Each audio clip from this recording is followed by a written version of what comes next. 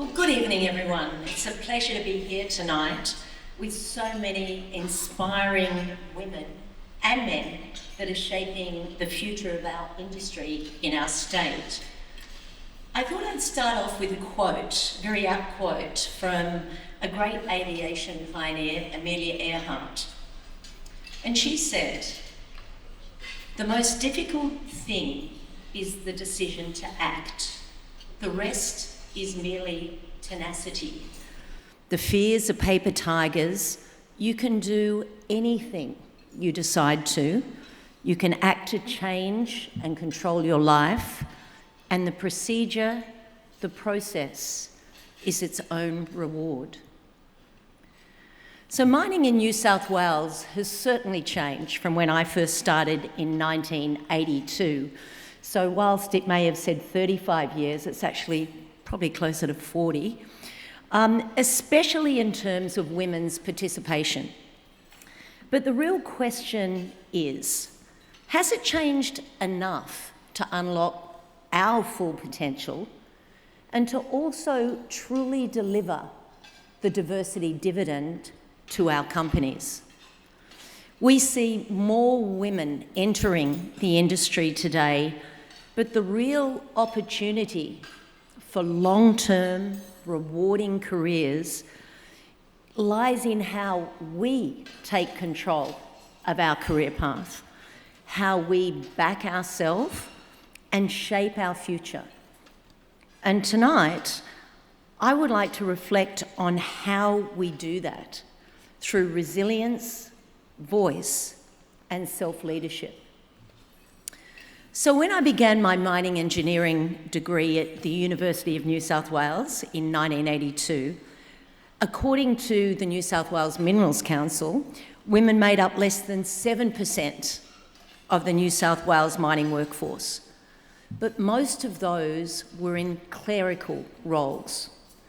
There were just 48 women professionals working in our industry in New South Wales, and they were mainly in technical and operational side. I was one of 8 women at the start of my first year of Min-Eng. By the end of the year, I was the only one left. When I graduated, there were 2 out of 50 that were female. Back then, simply being in the room as a woman meant constantly having to prove yourself. And it wasn't just about performing well, it was about showing that you deserved to be there. All of those early moments taught me something invaluable. If no one gives you the opportunity, then make one.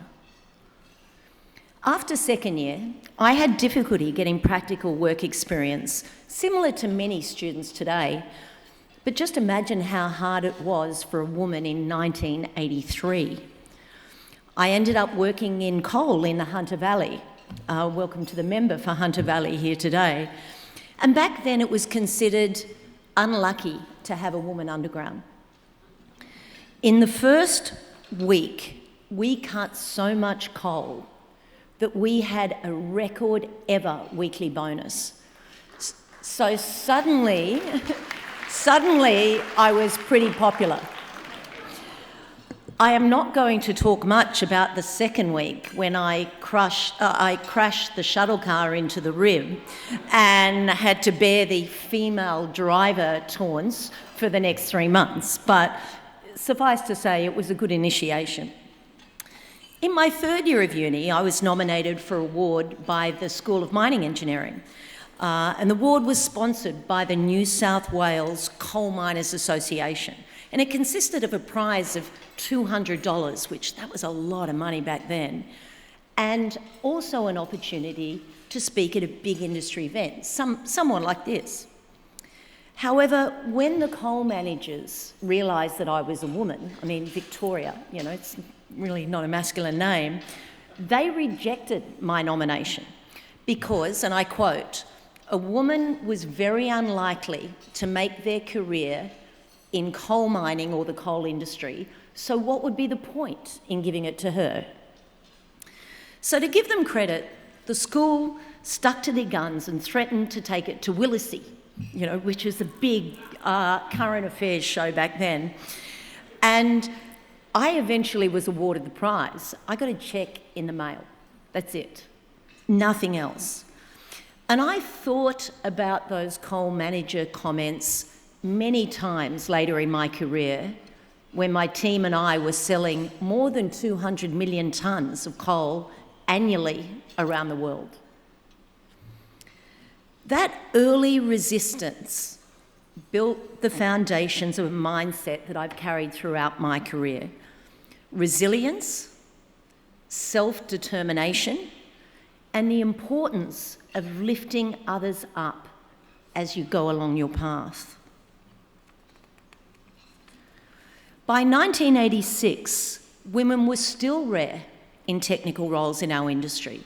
Only 144 professionals in New South Wales.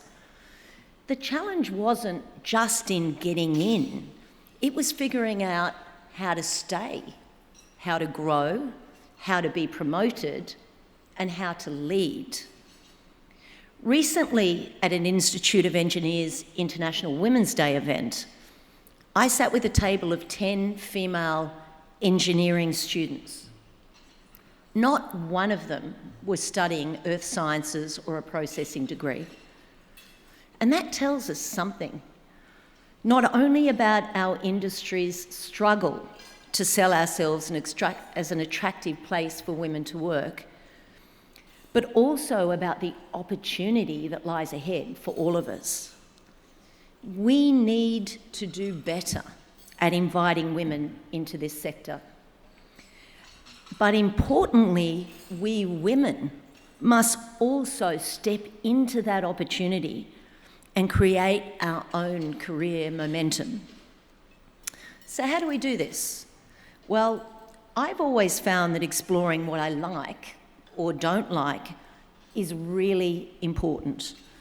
And I worked in several really heavy technical roles when I first graduated, but it only took me several years to realise that my heart and my skills, despite my strong technical foundation, really was more in people, sales and marketing, trading, commercial leadership, and strategic business and decision making.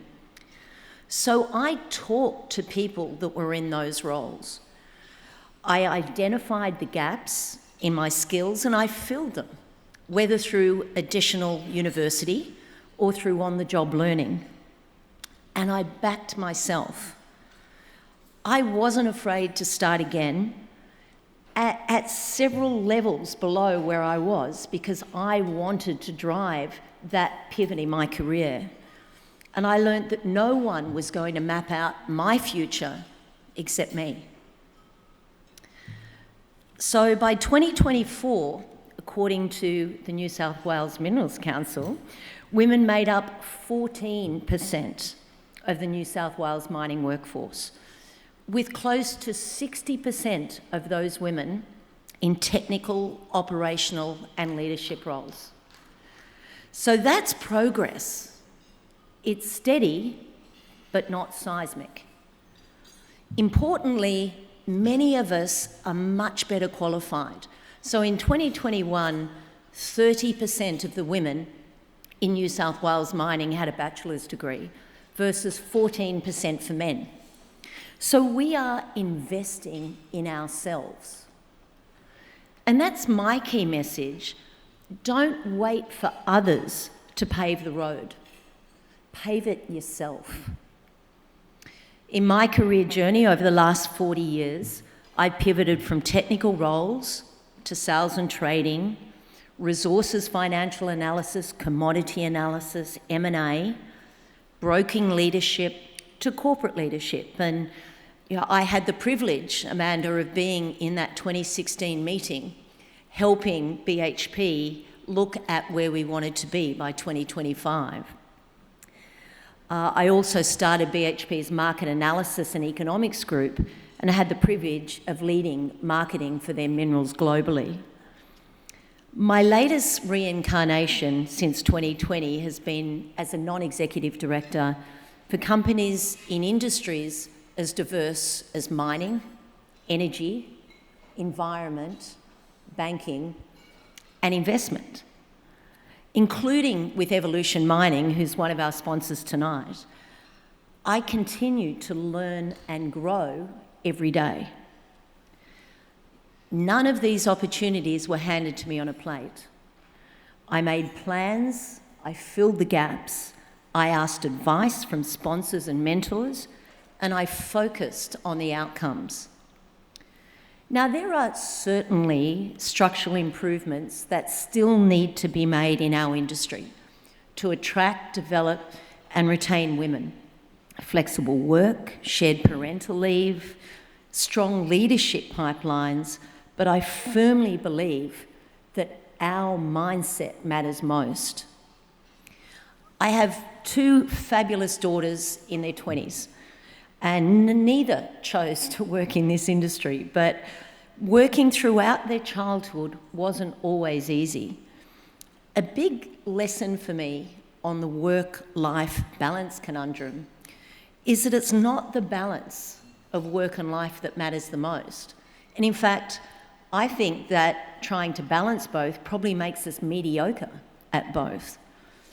But it's knowing when to focus on each, knowing when to switch on for work and when to switch off, know what matters and when it matters most. Any good company will support you in this throughout your career.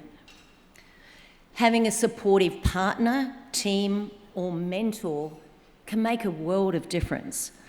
I mean, my civil engineer husband was the primary parent many times during our daughter's childhood when my career toggle was booming. And this was highly unusual at the time. And in fact, his company and his father, who was an engineer, couldn't believe it. But it's so good to see how close he is with his daughters now. And I know that without his support, I could never have had the career that I've had. I was also delighted to recently speak to a male mine manager at Evolution who was about to take 3 months of paternity leave so that his geologist wife could return to work and further her career. This is truly leading by example and sharing the family load. So let me share a few of the most powerful lessons that I've learned. Act with integrity and care because everyone you meet could be your client or your boss.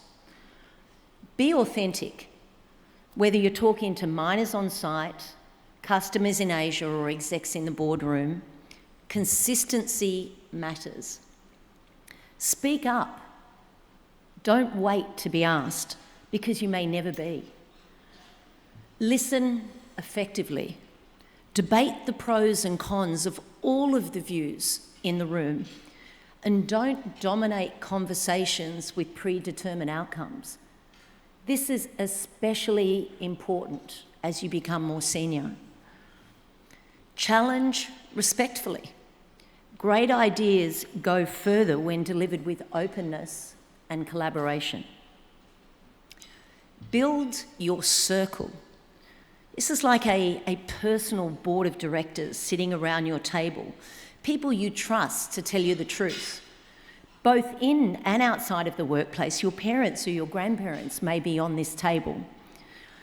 These are the people you can bounce ideas off, who will tell you the truth, and they'll advocate for you. Don't chase perfection, because sometimes the baby steps are more important than the big leaps. And lastly, back yourself. Even when you believe you are only 60% ready for a job, apply. What's the worst that can happen? You learn something. So to wrap up, we've seen progress for women in our industry over my 40 years. But progress isn't the same as momentum. And this part is up to us. We need more women in leadership, not just in pipelines. We need to make mining a long-term career destination for women not just a stepping stone.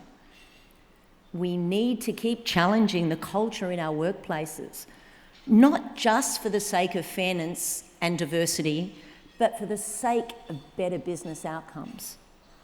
So to the women in this room, especially those early in your journey, don't wait for permission. Ask for the role. Say yes to the opportunity. Speak up and make your voice heard. Because mining needs you, and we will be a better industry because of you. Thank you.